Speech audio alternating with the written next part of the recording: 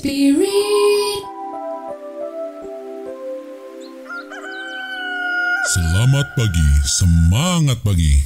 Selamat pagi Bapak Ibu dan saudara-saudariku yang dikasihi oleh Tuhan Yesus. Bertemu kembali di dalam Morning Spirit. Pagi ini kita akan belajar firman Tuhan dengan tema indahnya perkataan yang lemah lembut. Indahnya perkataan yang lemah lembut.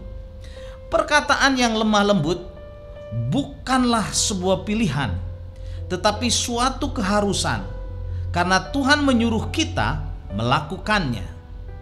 Amsal 15 ayat 1 dan 2 firman Tuhan berkata, jawaban yang lemah lembut meredakan kegeraman, tetapi perkataan yang pedas membangkitkan marah.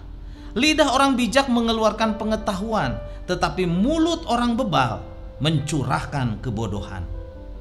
Lemah lembut adalah salah satu dari buah roh yang harus ada di dalam diri setiap orang Kristen dan dapat dirasakan oleh orang lain. Lemah lembut bukan hanya berbicara mengenai nada suara yang lembut, tetapi juga berbicara dengan ekspresi wajah kita yang menunjukkan empati, kelembutan dan kerendahan hati, serta sikap kita yang penuh kasih saat berkomunikasi dan berbicara dengan sesama kita.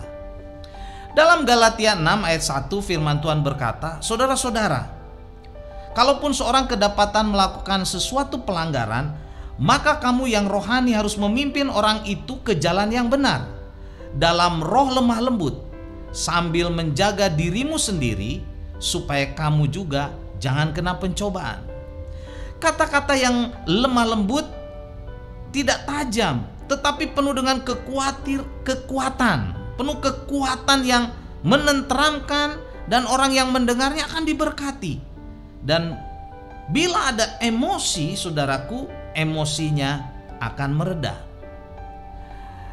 Dari kitab Amsal ini kita akan belajar 3 kebenaran penting dari perkataan yang lemah lembut. Yang pertama, saudaraku, Bapak Ibu yang dikasihi oleh Tuhan, kegeraman dapat diredakan. Amsal 15 ayat 1 berkata, jawaban yang lemah lembut meredakan kegeraman, tetapi perkataan yang pedas membangkitkan marah. Yang kedua, saudara, memberi gairah kehidupan bagi yang mendengarnya.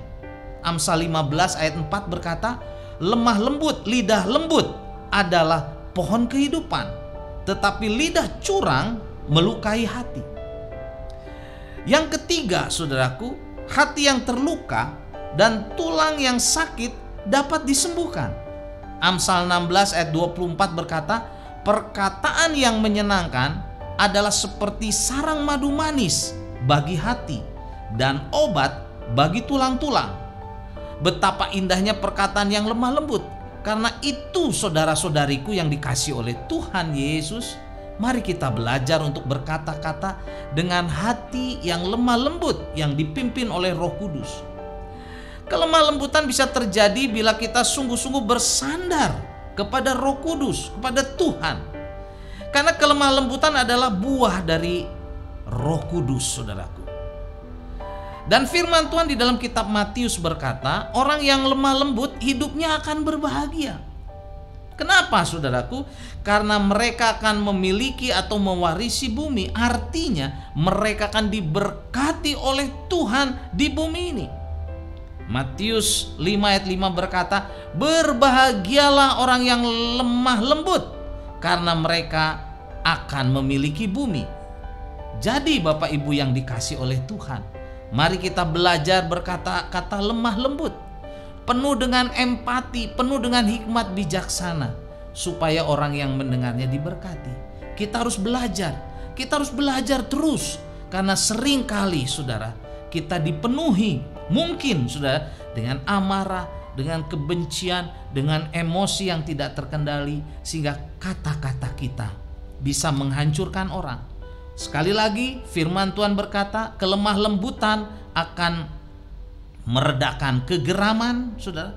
Kelemah lembutan memberikan gairah kehidupan bagi orang yang mendengarnya.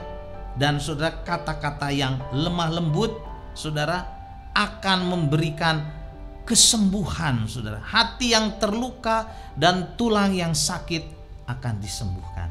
Mari kita belajar berkata-kata, bersikap, berekspresi lemah lembut karena dipimpin oleh Roh Kudus, dan buah Roh Kudus salah satunya adalah kelemah lembutan. Tuhan Yesus memberkati. Amin. Mari kita berdoa. Terima kasih Tuhan untuk kebenaran firman-Mu. Biarlah kami mau belajar untuk berkata-kata dengan lemah lembut, mengekspresikan Tuhan kasih-Mu dengan empati, dengan kerendahan hati, dengan kelemah lembutan, sehingga orang yang mendengarkan Tuhan, apa yang kami katakan boleh diberkati, dibangun, dihiburkan, dikuatkan. Inilah doa kami, dalam nama Tuhan Yesus kami berdoa. Amin. Amin. Bapak, Ibu, dan saudara-saudariku yang dikasihi oleh Tuhan, kalau saudara diberkati, Bapak Ibu diberkati oleh Morning Spirit ini, silakan klik like dan subscribe dan bagikan kepada banyak orang. Sampai bertemu kembali dalam Morning Spirit selanjutnya. Morning Spirit.